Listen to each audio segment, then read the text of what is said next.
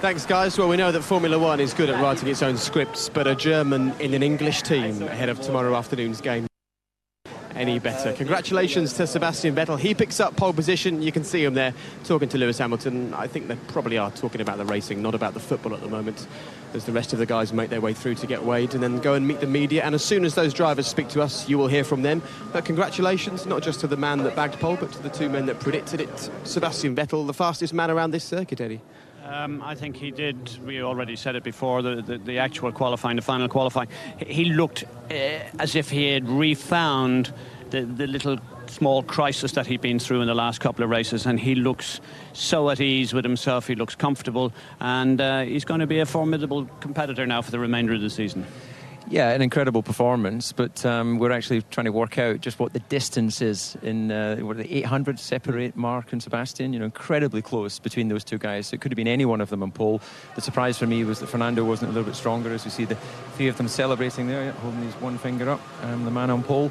But I think just one small correction, it's German in an Austrian team based in England. So just to be on the safe side, because you'll be upsetting someone. Always good to please the Austrian paymaster. You don't want him getting angry with me. It's an Austrian team. Okay, it's an Austrian team based in Milton Keynes, and I'm sure there'll be a few St George's flags being flown around that team. And we can see actually just to our right, Jenson Button making his way down to go and meet the media there. Be lovely if he just came and grabbed us for one quick second, and in fact he will. Sylvie, thank you very much for sorting that out. Very good of you. Jenson, how was that from you out there this afternoon? Really good until the last corner, and I locked up, went wide, lost a couple of tenths. So yeah, really disappointing. 7th on the grid. What were you hoping for at the start of the weekend? Well, I think when we actually got here and saw everyone with their special exhaust, we didn't expect to do as well as possibly we could have done in qualifying. But yeah, I'm really disappointed to be down there, because it was looking reasonably good until the last corner, and I made a mistake. So yeah, I'm down in 7th. During practice, where have you been dropping time? What's the main area of the circuit that you're having to work on? Well, compared to the Red Bulls, it's the last sector. We're a lot slower in the last sector. Compared to Lewis, there are certain corners, but we're running a different aero package, so as in downforce level, sorry. Don't want to make a mistake there. The last corner has been good for me all weekend until maybe I pushed a little bit too hard and lost a couple of tenths there, so yeah, disappointing. Yeah, but overall, halfway through the season, you're reasonably happy with your... Yeah, except for today, it's just really frustrating, because, you know, this is a circuit you can't overtake on, so yeah, down in 7th. Yeah, hopefully I'll get a good start and make up some places there, because apart from that, it's the pit stops. Jenson, you started the season with those euphoric extra wins. Is there a possibility quite soon that you can get back into that swing? Yes, I think this weekend's pretty tough, but I think the next race at Silverstone, our home Grand Prix, should be pretty special for us. We have an update there like most people have had here, so we're sort of one race behind. So that should be a big step forward for us, and it should help us around a circuit like Silverstone. So yeah, pretty positive about a good showing at home. OK, well, you're going home next. Updates on the car. Give us a little smile, because you are second in the championship. At the moment. All right. Thanks very much for that, mate. There you go. Not the happiest Jenson Button we've seen so far this season. But let's hear from his boss. Martin Whitmarsh is with Ted Kravitz. Well, Martin, tell us about that. Is it a case of what might have been? Well, I think both of our drivers did a great job through qualifying. They both made mistakes on the last lap. They were both up at the time. I think, being realistic, the Red Bulls were quicker than us today. So probably Lewis could have been quicker than that, but I think that was where we ought to have been. With Jenson, then the mistake probably cost us a 4th place, which was a shame. But overall, it's been a tough weekend. I think the team sort of pulled it back together. The drivers have done a great job. They're pushing hard. You expect occasionally some mistakes in qualifying laps. So it's not bad, though, considering the noises the drivers were making after practice about, you know, the phrase damage limitation was also mentioned. Yeah, I think we've been on a high, obviously, with 2 back-to-back 1-2s to come here and have the realisation that actually some of these other teams are quite quick is, it puts you back a little bit. But I think everyone pulled themselves together. As I say, without the mistakes, I think we'd have been a solid second row there. But, it's not too bad. And we've got 2 great racing drivers, so I'm sure we'll be pushing hard tomorrow to be higher up there. Thanks, Martin. And they'll need to push. They've got 2 very fast cars indeed in front of Lewis Hamilton. Lewis starts tomorrow's Grand Prix from 3rd on the grid, and Jenson Button starts 7th. And we saw the obvious frustration from Jenson there, Eddie, as we see the cars making their way around the track. I suppose you'd say that, Lewis sitting in 3rd is the true reflection of what these cars can achieve.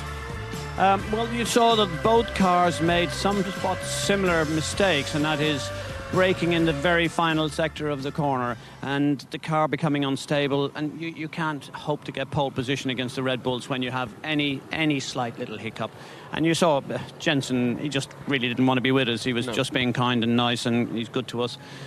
His mind was in a different space.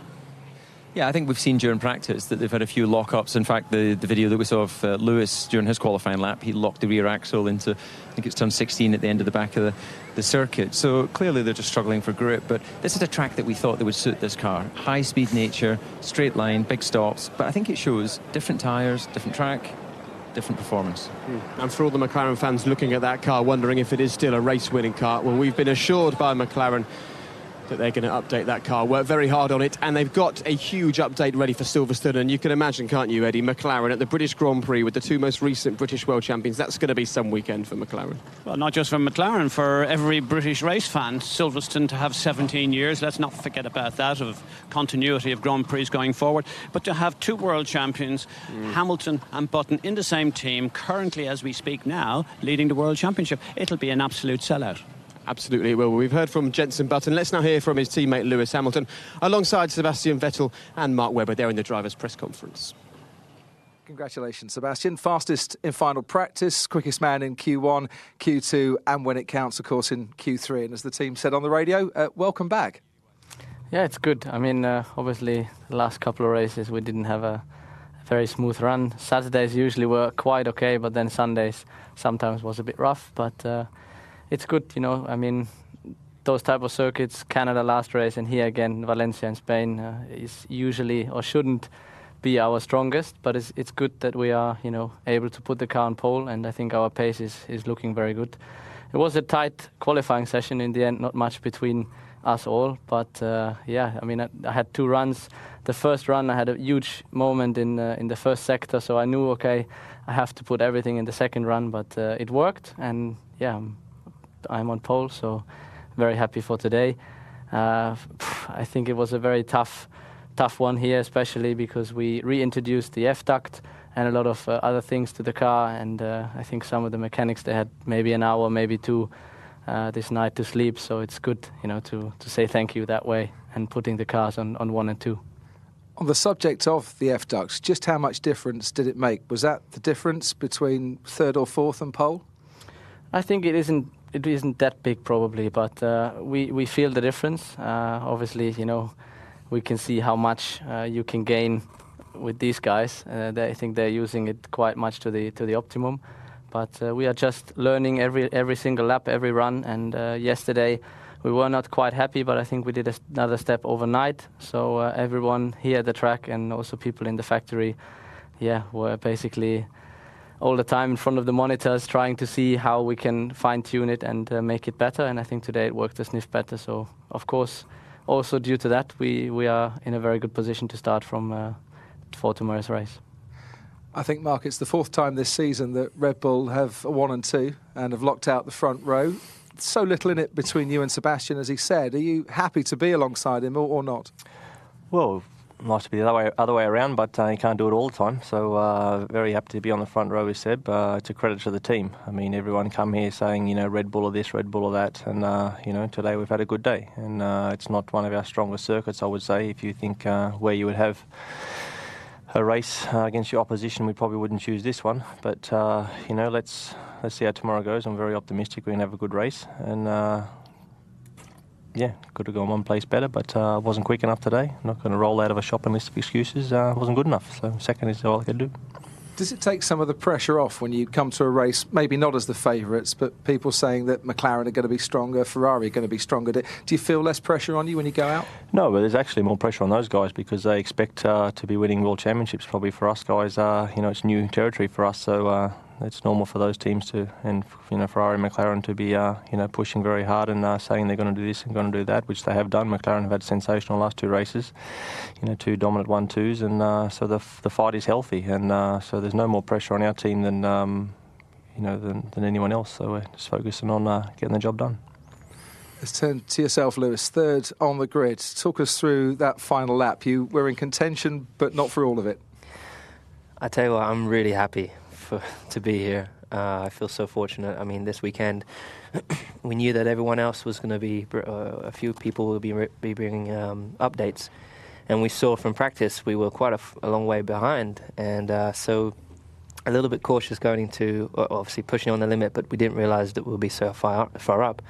And obviously my first lap was good. The second lap that I was doing at the end, I was up about a tenth and a half, I think, through the first sector, and then I lost it all into turn 12, locked up the rears, and then locked up the rears again later on in the lap. But so initially I thought, geez, for sure I'm going to drop back quite far here. But I was real surprised when I came out, and I was third, so really, really happy. With the race pace, which tends to be quite good for McLaren, is a top 2 possible? Can you go on and win from here? I think definitely it's going to be an interesting race tomorrow. It's going to be interesting how we manage the tyres and how they behave. I think they'll behave a little bit better than the last race. But yeah, I think anything's possible from there. We're on hopefully a good position to start. I can't complain where we're starting from. Pit stops are going to be crucial. Obviously, hopefully you get some good pit stop tomorrow, and obviously the first corner, the first few laps are going to be crucial for position. So anything's possible tomorrow, and we're going to obviously be pushing as hard as we can to win it. Well, it's a busy day for sport tomorrow, but the way that this grid is lined up, I suggest you join us on BBC 2 tomorrow at 12:10, because this is the lineup for the Grand Prix from Valencia tomorrow. As you can see, Ferrari, they weren't quite as quick as they would have hoped. Robert Kubica, we'd love to hear from him in just a few moments. A fantastic weekend for Renault, who stepped forwards once again. And Williams have moved ahead of Mercedes. You can see there the struggles for Mercedes with Nico Rosberg in front of Michael Schumacher, but neither of them where they wanted to be. Just a reminder that, of course, you can see tomorrow's Grand Prix on BBC 2. In fact, you can probably see the Grand Prix. Stick with us for the F1 Forum and then tune over to BBC One just about in time for the penalty shootouts. It is going to be a busy Sunday, but it's going to be a Sunday where you won't miss a thing on the BBC. But David's been busy with his maths. You've got a pretty impressive stat, actually, just to explain how close Formula One is at the moment. Yeah, I don't understand why Mark's so disappointed, because he's only 800ths of a second behind Sebastian Vettel, which around this 5.419 kilometre track. Very nice. Is 56.88 centimetres slower, so I don't think that's too bad. So 56 centimetres after all that hard work is not a bad effort. No, it's great. The stats are impressive. The scrappy bit of paper that you've scribbled it on, well, sorry, we can't all go digital. Well, no, we can't, can we? But that just shows to people how close this sport is at the moment, Eddie, and it's continuing in the sort of vein that we left it at the back end of 2009. Well, not alone that. When people come to a Grand Prix for the first time, the two things that they really go away with that they are absolutely mind-blown about, and that is the noise and how close they are, the competitive nature. And that, I think, is the compelling factor about Formula One at the moment. That was a fabulous qualifying session. No one really had a clue who was going to do it, and as you rightly said before we gave up, it could be anyone. It would be too difficult thing to call it. We got a bit lucky, and Vettel only because he looked so strong during the session. Yeah, well, it's been a very hot afternoon here in Valencia, but the team who are the hottest of the lot at the moment are Red Bull. They are starting with Sebastian Vettel on pole and Mark Webber just behind him. The big question now, David, is can Red Bull turn pole position into a win? Something they struggled with earlier on in the season. Yeah, absolutely. 3 wins out of the first 8 races isn't good enough when you consider the poles they've had, but they'll be looking to turn that around here. Eddie, do you reckon they can do it? I think I have to go along with them. Yeah, I think they will win it for sure. OK, well, one man hoping to make life a little bit difficult for that man tomorrow, Sebastian Vettel, is Robert Kubica. Robert, thank you very much for popping out into the sun and chatting to us.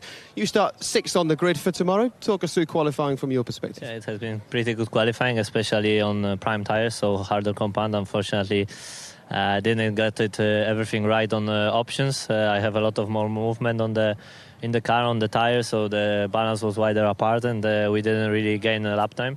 But we thought for the strategy it would be better to start on options, so that's why we went for maybe slower tire for us, but we hope it will pay off. Okay. Have you got any other performance gains coming in the coming races? Because you're right there on the cusp of breaking through to challenging the top 2 or 3 teams. Yeah, it's we are there, but not enough. So we have to get everything perfect to put our car in the middle of them, of the pack. unfortunately or fortunately, we have quite good gain here, but not 100% working. So we hope everything will be sorted out in a couple of races, so we can get 100% advantage from the floor and from the new package. Are you having to lead that charge yourself as the only experienced driver in the team, or is Vitaly able to give you anything that helps develop the car? Well, you know, it's very difficult for rookie drivers, especially in the current days, because no testing. So also for Vitaly, on every track is a new day for him. Coming Friday, and he's more concentrating on improving himself and getting a feeling from the car and from the racetrack. So it's very, very difficult. Okay, thank you very much for joining us. Have a nice day. Good luck tomorrow. Thanks a lot, Robert. He's as he dispenses with the mic and heads back to do his debrief with his engineers. He is a man who really looks like he's enjoying driving for Renault at the moment, a team who are working super hard to update that car at every Grand Prix. Another team who've been working hard with the updates that haven't quite done the business here this weekend, Mercedes Grand Prix. Of course, we had high hopes for them today. Michael Schumacher starts 15th. Nico Rosberg starts 12th, with Schumacher just a few places behind him. Well, let's see if we can sort of work out what's going on here with Mercedes. They bring a raft of updates. They seem to be the kind of updates that have worked for everybody else, David, but they've slipped back. Yeah, I think this is a case of, you know, what Ross was saying earlier. They spent so much time last year trying to win that championship that they really just, you know, haven't optimised the car for this year. And clearly the updates aren't giving them the performance. No. OK, well, let's hear from Michael Schumacher. Let's get his thoughts. He's talking to Lee. Michael, a difficult day for you, 15th, and I'm sure you don't need me to say that was your worst qualifying since your comeback. What went wrong out there? Basically, there was two factors. Excuse me. One was that we had a general issue with the tyres just not working as in Canada. On top of this one, I had a so-called difficulty with the brakes. I was locking up front right basically permanently. Seemed to be unloaded the front right corner. Don't understand that. Something we need to get on top. So that made it extra difficult with anyway already a barrier that we had to climb over. Not just a difficult day for you, but for Mercedes and generally, because you came here with such promise with new developments and updates. I mean, what's the atmosphere like in the team? Are they disappointed? I'm sure there is some disappointment, naturally. You know, we are fighters. We know the business long enough that you have those up and downs. You have those moments that, for whatever reason, you sort of don't understand things. We clearly have improved the car. I mean, the guys have worked hard and they have worked very well. This is very clear and obvious. Because when we put the fuel in the car, we're sort of looking actually strong. And we did as well in Canada. But it doesn't help if you qualify where we do qualify, and then you have to get the race from there organised. So it's going to be a difficult afternoon tomorrow. You've never raced at this track before, but what can you do realistically from 15th? I mean, there's probably not much of a room other than do a good start, and hopefully my guys give me a good strategy. Overtaking is very tough. Almost impossible here. So I guess after the first pit stops, where you are is going to where you finish. Wow, so Michael Schumacher starts 15th for tomorrow's race, but we're with the team principal, whose cars are starting at the front. The one weekend when I don't come and congratulate you before qualifying about grabbing pole position, you go and take it. I was obviously a bad luck charm in Canada, wasn't I? Well, this was the race that we absolutely didn't expect to be on pole. This was a race that, you know, a track that isn't supposed to suit our car. You know, all the characteristics of this circuit play against us, but thanks to the hard work of the guys and 2 excellent laps, we've managed to get 1-2, which is a great team result. What's worked out there that you weren't expecting to work?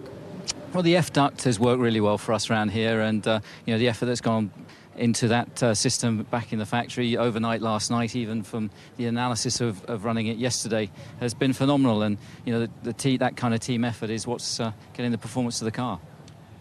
Christian, I was watching and observing as closely as I could, but the body language between your two drivers is not quite back to where it was before Turkey. How long do you think it'll be before they're working from the same hymn sheet?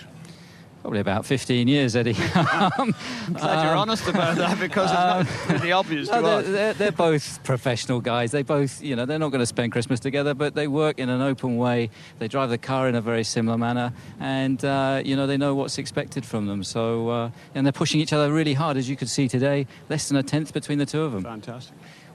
Looking at the in-car shots, the drivers are spending most of the time with one hand on the wheel. It was only a few races ago that, you know, teams were saying that wasn't really very nice thing to do, but clearly this is what we're going to see for the remainder of the year. It's asking a lot of the drivers. Well, it's not ideal, when you're driving one-handed and changing brake bias and all the rest of it, but it's in the rules, it's allowed, so we've followed suit, and it's credit to the guys that they've developed this system so quickly, and we've got it onto the car, and it's added to the performance here this weekend. Okay, Christian, thank you very much. I hope that your English driver and or your German driver and his English crew are getting on well ahead of the game tomorrow.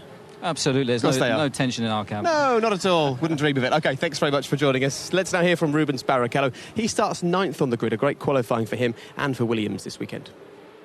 Just tell us about your qualifying, Rubens. You were using an F-duct, your teammate wasn't, but you're so close still, both of you. Yeah, no, it was amazing. I mean, just to see, after such a technology, the world going so mad on the technology, and we're still on the same time for the last three, the time zone. So it's amazing. But we're quite happy with the improvement of the car. I think we need to keep on pushing, but it's a good show already that we can be fast. And it looks like at this circuit, certainly, you've jumped ahead of Mercedes. Yeah, I don't know what happened. I mean, they don't look to be that fast. I have honestly the feeling that we could have been top 6 today. I had a small problem on the warm-up of the brakes. Something happened on one of the discs and the car was pulling to the left. So if it wasn't that, we can always say if it wasn't that, but the point is that I'm quite happy. But I think we could have been top 6 today. These drivers always want more, don't they? But huge congratulations to Rubens Barrichello and Williams. Now, just to remind you that tonight you can see Match of the Day at 10:45 on BBC One. All of the action from the 2 games at the World Cup today and a preview to England's big game tomorrow. And, of course, that game is live. The build-up starts at 2 o'clock over on BBC One. England versus Germany. We're into the last 16. How much further can we go? And, of course, the race is on BBC 2 tomorrow. Make a note of that. BBC 2 for the race. Our build-up starts 12:10 on BBC 2, and this is what's important, OK? You can see the whole race on BBC 2 and then switch over to BBC 1 for the football. And Eddie, people have got a big decision to make this weekend, so you've got to sell this to them. How good could tomorrow's Grand Prix be? There is no decision to be made. It's already been made. Press BBC 2, and you're going to get all 3 of us, and you're going to get a fabulous race. Then you can turn over and see glorious England winning again. Do you know what I enjoyed about that? The fact that he put the 3 of us ahead of actually watching what could be a cracking Grand Prix. And it could be good, couldn't it? Well, modest, the Irish, aren't they? Yeah, aren't they? It could be good, though. It's going to be a great Grand Prix. The qualifying was only part of the story. A lot of racing to be done yet. Very, very good. Gentlemen, thank you very much indeed for your time today. We'll carry on enjoying the sun out here, but tomorrow is quite a busy day. If you've got any jobs to do, I suggest you get them done this afternoon, because tomorrow afternoon is something of a write-off. We'll see you at 12:10.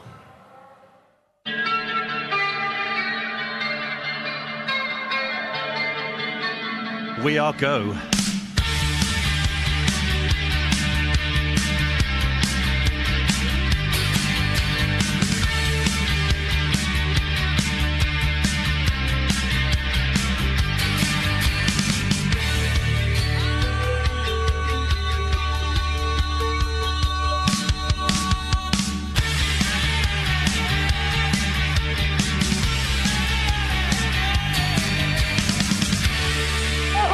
Thank you, boys.